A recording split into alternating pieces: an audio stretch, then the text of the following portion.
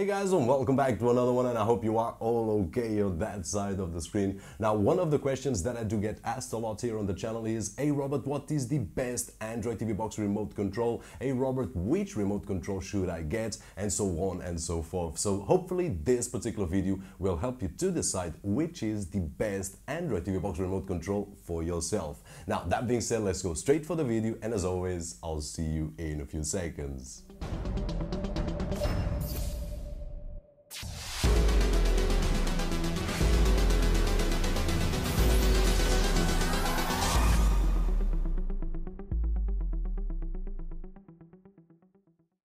And here we are with 7 different wireless remote controls, and before we begin talking about them individually, I would just like to mention that every single one of these that you will see on this video will give us a better experience than any of the included infrared remote controls that we will find on our Android TV boxes, which so far I reviewed or tested over 30 units. So starting with the cheapest of the group, which if you follow the channel for a while, you have seen this remote featured in a lot of my videos when I do suggest any wireless remote control instead of an included infrared remote. And you may also have noted that I call it unbranded remote because on my research I've seen it so many different names on so many different sellers that I've given up on discovering its real technical name. Now, in terms of build quality, don't expect too much from it. The remote is cheap and so is the plastic, which on my opinion it's not a problem if we know exactly what we are getting. The one that we see on screen with the black buttons has rubber buttons, but there is a very similar model with some silver buttons, which the main difference is that the latest one is all made of plastic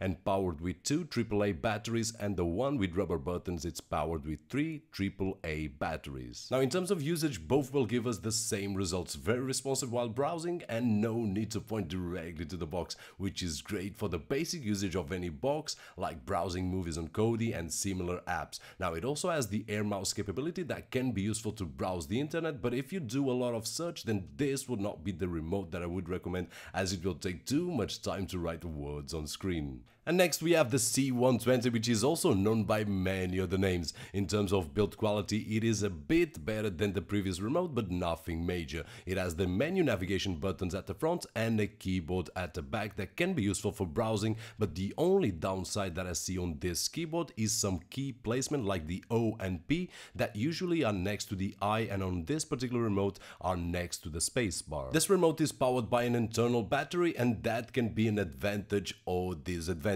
In my particular case, I tend to forget charging these remotes, so when the battery dies, I will need to put it to charge and use another remote for that evening. While on remotes with replaceable batteries, I can just insert 2 new batteries and use it. On the other hand, with an internal battery, we don't need to worry and have a stock of batteries at home. And in terms of duration, the internal battery on regular usage will be working for about 1 or 2 weeks, while remotes with AAA batteries tend to last about 2 to 3 months. So this decision will much depend on the type of user that you are. And in terms of usage, it works great, no complaints here. The browsing is fast and responsive enough, great for the media consumption folks like myself, and with the air mouse capability, also some browsing with the advantage of the back keyboard that will be helpful to type faster, having always in mind the key placement of some keys that we referred in the beginning. And next we have the mini keyboard, also known by many names as UKB500 and others. The build quality of the plastics and rubber on the buttons feel cheap, but that's what it is. It is a cheap solution for our Android TV box. It's powered by an internal battery that can be removed and replaced. The keyboard has all the keys on the proper placement as a QWERTY keyboard, and it's easy to use. The trackpad can be very useful, but don't expect it to be as accurate as a laptop trackpad because it's not, but it's still useful.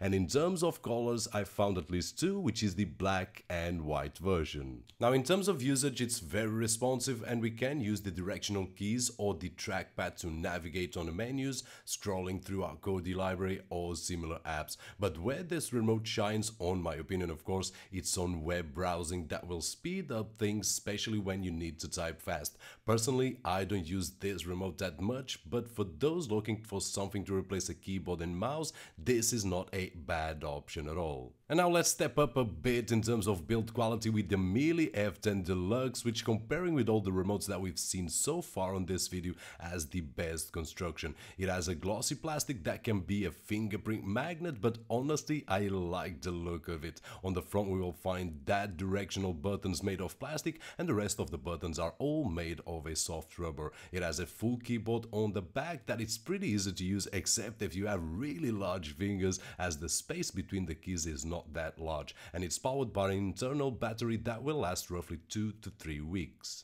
Now, in terms of usage or performance, as you prefer to call it, it is very responsive. It will give us a great experience browsing on menus and on multimedia consumption apps like Kodi. And for those that browse or surf the internet a lot, the back keyboard can be very useful. And one other interesting feature on this remote is the capability of copying functions from other remotes such as RTV Remote and have all the functions in just one remote. But something to have in mind here is that each key has to be copied one by one, so it might take a while to have all the remote keyed. But once we do that, we can control the box and the TV with just one remote. And next we have the Probox Ex2 Remote that can be purchased with a Probox or as a standalone remote. And although it doesn't look as a premium remote in terms of looks, it is in terms of performance. And I also believe that this remote will have either a love or hate feeling among each one of us. It has those red buttons that to me look nice. The directional arrows might take some time to get used to it, but once we do, they work great.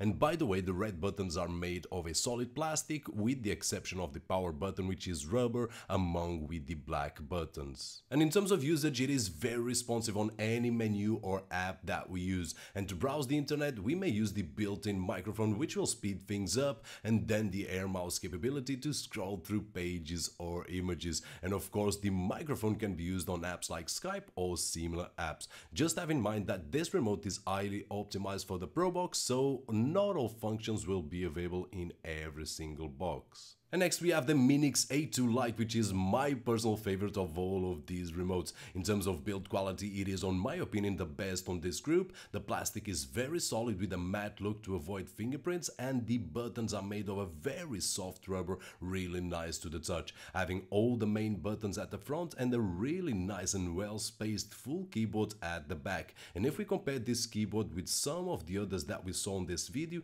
then you can see the button size and the space between the keys is bigger, allowing us for a faster and easier experience on typing. And it's also powered by 2 AAA batteries, one on each of the sides of this remote. And in terms of usage, the remote is very responsive with a great performance browsing through menus and multimedia apps like Kodi, while we can use the directional keys or the air mouse capability depending on our personal preference. And if we want to browse the web, then that great keyboard on the back along with the air mouse capability will give us just the great experience. And finally, here we are with the Minix A2 Remote, that is exactly the same as the A2 Lite and has all the features that we have seen before, but it also has a built-in speaker along with a built-in microphone. Now, the microphone is very accurate and one of the best that I've tested so far, giving us a great experience in voice search and also in apps like Skype. And on my opinion, the speaker is very useful here if we want to use it like a phone for our Skype calls. And also to note that the Minix A2 and the A2 Lite are highly optimized for Minix machines, and they work flawlessly on all the Minix boxes that I've tested so far.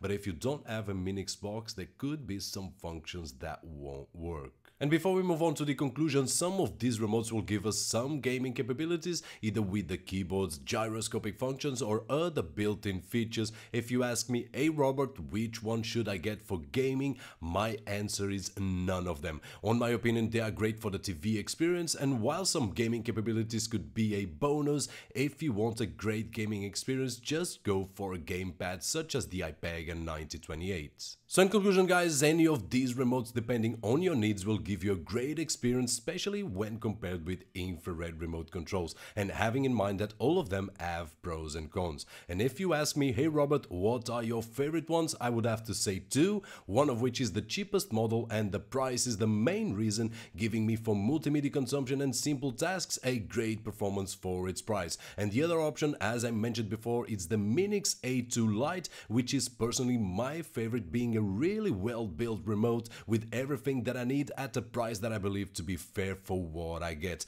Also to note that I could have mentioned the Minix A2, but as I don't use Skype or voice search that much, the A2 Lite for my needs, it's more balanced. And that is it regarding this Android remote control comparison. Hope that you guys enjoyed the video, and if you did so, don't forget that usual thumbs up. My name is Roberto Jorge, and as always, I'll see you on the next one. And so on and so forth. So hopefully this particular video will help you to decide which remote control is the best for...